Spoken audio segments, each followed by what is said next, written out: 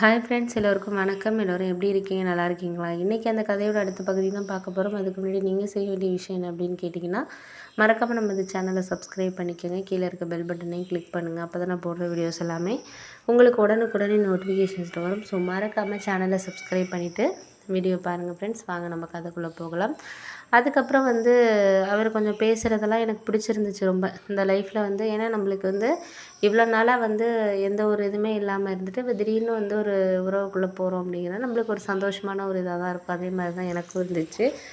இருந்தாலும் அவங்க அம்மா கல்யாணத்துக்கு அப்புறம் வேலைக்கு போகக்கூடாது அப்படிங்கிற மாதிரி சொன்னது தான் எனக்கு கொஞ்சம் கஷ்டமாக இருந்துச்சு. என்னடா இது இவங்க இப்படி சொல்கிறாங்களே. ஏன்னா எனக்கு மேரேஜுக்கு அப்புறம் ஒரு 1 இயர்னாச்சும் ஒர்க் பண்ணணும். ஏன்னா அம்மாவோட ஹாஸ்பிட்டல் செலவு இதெல்லாம் இருக்குது. அவங்களையும் நம்ம பார்த்துக்கணும் அப்படிங்கிறதுனால இவர்கிட்ட எனக்கு அதை பற்றி பேசுகிறதுக்கு கொஞ்சம் தயக்கமாக தான் இருந்துச்சு. ஏன் அப்படின்னா இப்போ தான் பேச ஆரம்பிச்சிருக்கோம். திடீர்னு அவங்க அம்மாவை பற்றி ஒரு குறை சொல்கிறத எந்த ஒரு பையனுமே ஏற்றுக்க மாட்டாங்க. என்னடா அந்த பொண்ணு இப்போ பேச ஆரம்பித்து 1 வாரம் கூட ஆகலை, அதுக்குள்ளே அவங்க அம்மாவை பற்றி இப்படி பேசுதேன்னு நினைப்பாங்கன்னு கொஞ்சம் பயமாகவே இருந்துச்சு. ஆனால் ஒரு நாள் பேசிக்கிட்டு இருக்கப்போ நானாகவே கேட்டேன், நான் மேரேஜுக்கு அப்புறம் வேலைக்கு போகிறது உங்களுக்கு ஓகேவா இல்லையாங்க அப்படின்னு கேட்டதுக்கு, அது உங்கள் விருப்பம். நான் அதுலாம் எதுவுமே இப்போ வேணான்லாம் நான் சொல்லவே மாட்டேன். ஏன்னா நீங்கள் படித்து இத்தனை வருஷம் உங்கள் கெரியரில் இப்போ ஒரு 50,000 சம்பளம் வாங்குற அளவுக்கு வந்திருக்கீங்கன்னா, அதை இன்னுமே நீங்கள் இது பண்ணி கொண்டுட்டு போனீங்கன்னா உங்களுக்கும் சரி, உங்கள் ஃபேமிலி, எனக்கு கூட பயணிக்கிற எனக்குமே அது ஒரு ஃபினான்ஷியலான ஒரு சப்போர்ட்டாக தானே இருக்கும். அப்படிங்கிறப்போ அது உங்கள் விருப்பம் தான். நீங்கள் போகலாம், போகாமல் இருக்கலாம். நானும் நல்ல சேலரி வாங்குகிறேன், போகணும்னு அவசியம் இல்லை தான். இருந்தாலும் உங்களுக்கு விருப்பம் இருந்துச்சுன்னா, உங்கள் ஃபேமிலிக்கு நீங்கள் சப்போர்ட் பண்ணணும் அப்படின்னு நினச்சிங்கன்னா கண்டிப்பாக நீங்கள் போகலாம். நான் அதுக்கு எதுவுமே சொல்ல மாட்டேன் அப்படின்னோடனே, இல்லை சொல்கிறேன்னு தப்பாக நினைக்காதீங்க. இது மாதிரி அத்தை, அதாவது உங்கள் அம்மா இது மாதிரி கல்யாணத்துக்கு அப்புறம் போகக்கூடாது. அவங்க சொல்கிறத நீங்கள் ஏன் கணக்கில் எடுக்கிறீங்க? விடுங்க. அவங்க அப்படி தான் சொல்லுவாங்க.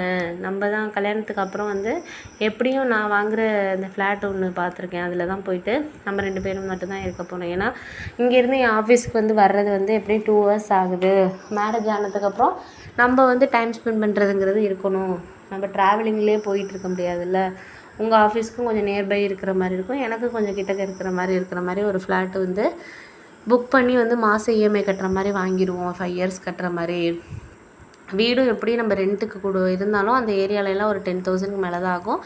அதுக்கு நம்ம ஒரு 15,000 அந்த மாதிரி நம்ம ரெண்ட்டுக்கு பதிலாக இஎம்ஐ கட்டிட்டு போயிடலாம். ஆளுக்கு நம்ம ஒரு 10,000 போட்டால் கூட 20,000 ஆகிடுச்சு. 2 பேரும் ஒரு ஷேரிங்கில் போகிற மாதிரி இருக்கும்ல அப்படின்னோடனே, அதுவும் நல்ல யோசனை தான். நீங்களும் ஒரு 1 or 2 இயர்ஸ் ஒர்க் பண்ணலாம். அதுக்கப்புறம் குழந்த அந்த மாதிரி இருந்துச்சுன்னா அதுக்கப்புறம் இப்போ தான் நிறைய பேர் டெலிவரி வர்ற வரைக்குமே ஒர்க் பண்ணுறாங்க. அப்புறம் தான் கம்பெனிலேயே ஒரு 3 to 4 month 5 month கொடுக்குறாங்க. அதுக்கப்புறம் தான் சில பேர் 1 year கேப் எடுத்துகிட்டுலாம் அதுக்கப்புறம்லாம் தான் வர்றாங்களே வேலைக்கு. அதனால் அதை பற்றி ஒன்றும் கவலை கிடையாது. நீங்கள் உங்களுக்கு விருப்பமாக இருந்துச்சுன்னா கண்டிப்பாக நீங்கள் வேலை பார்க்கலாம். நான் அது எதுவுமே சொல்ல மாட்டேங்க அப்படிங்கிற மாதிரியே சொன்னார். அப்போ தான் எனக்கு கொஞ்சம் சந்தோஷமாக இருந்துச்சு. பரவாயில்ல, அவர் இந்த அளவுக்கு நம்மளை புரிஞ்சுக்கிட்டு இது பண்ணுறாருல அப்படின்னு சொல்லிட்டு ஒரு ஹாப்பியாக இருந்துச்சு. ஏன்னா இத்தனை நாளில் அவர் எதுவுமே நம்மளுக்கு எதுவுமே சொல்லாமல் இந்த மாதிரி ஒரு மாதிரி பேசாமல் இருந்துட்டு நான் கூட நினச்சேன், அவங்க அம்மா பேச்சு கேட்டுட்டு நீங்கள் வேலைக்கெல்லாம் போகக்கூடாது அப்படின்னு சொல்லிடுவார் அப்படின்னு சொல்லிட்டு தான் நான் நினச்சிருந்தேன். அம்மா மட்டும் சொன்னாங்க, அந்த பையன்லாம் இப்போ உள்ள பையன், அவங்க அம்மா யோசிக்கிற மாதிரிலாம் இவர் யோசிக்க மாட்டார். நீ அதையே நினச்சி மனசை போட்டு. அதுக்கப்புறம் நான் யோசித்த விஷயம் என்ன அப்படின்னு சொன்னால், சரி அம்மா சொன்னாங்க இது மாதிரி, அதே மாதிரி தான் கரெக்டாக இருந்துச்சு எனக்கு. அவங்களாம் இப்போ உள்ள பையன் கண்டிப்பாக வேலை பார்க்க விடுவார் அப்படின்னு சொல்லிட்டு சொன்னார். அதனால எனக்கு ரொம்ப அப்போ தான் பிடிச்சிருந்துச்சு. சரி அவரை இன்னுமே கொஞ்சம் லைக் பண்ண ஆரம்பித்தேன் அப்படின்னு சொல்லலாம். ஏன்னா லேட்டாக இப்போ மேரேஜ் பண்ணாலும் ஒரு நல்ல லைஃப்பை தான் நம்மளுக்கு அம்மா அப்பா செலக்ட் பண்ணி கொடுத்துருக்காங்க. ஏன்னா நம்மளோட ஒரு முக்கியத்துவம் கொடுக்குறதுங்கிறது கஷ்டமான விஷயம். எல்லோரும் நம்மளுக்கு ஒரு இம்பார்ட்டன்ட் கொடுப்பாங்க லைஃப்பில் கல்யாணம் பண்ணிக்கிறவங்க அப்படின்னு சொன்னால் அது கண்டிப்பாக கிடையாது. ஆனால் அவர் எனக்கு ஒரு இம்பார்ட்டண்டான ஒரு முக்கியத்துவத்தை கொடுத்தது எனக்கு மிகப்பெரிய ஒரு சந்தோஷமாக இருந்துச்சு.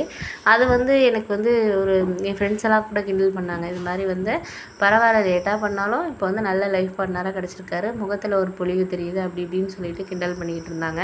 அதுக்கப்புறம் எனக்கு புரிஞ்சிச்சு, சரி இதுக்கப்புறம் நம்ம லைஃப்பை இனிமேல் ஒரு சந்தோஷமான இதில் நம்ம கொண்டுட்டு போகணும் அப்படின்னு சொல்லிட்டு. அதனால நானும் ஒரு முடிவெடுத்தேன். இதுலேருந்து கொஞ்சம் அவங்களுக்கும் நம்ம ஒரு ஃபேவராக பேசுகிறதா இருக்கட்டும், ஒரு இதாக இருக்கட்டும், எல்லாமே நம்ம அதுக்கப்புறம் வந்து நான் யோசித்த விஷயம் வந்து சரி ஓகே, இதுக்கப்புறம் வந்து அவருக்காக நம்ம சந்தோஷத்துக்காக சில விஷயங்களை பண்ணணும் வாழ்க்கையில் அப்படின்னு தான் எனக்கு தோணுச்சு. அவர் இப்போ ஃப்ளாட் வாங்கணும்னு சொல்லியிருக்காரு. அதுக்கு என்னால் முடிஞ்ச அளவுக்கு சேவிங்ஸ் ஏதாச்சும் கொடுத்து என் பேர்லேயே வந்து வாங்கிடலாம், ஃபுல் அமௌண்ட்டு கொடுத்து நம்ம வாங்கினா என்ன அப்படின்னு சொல்லிட்டு தோணுச்சு.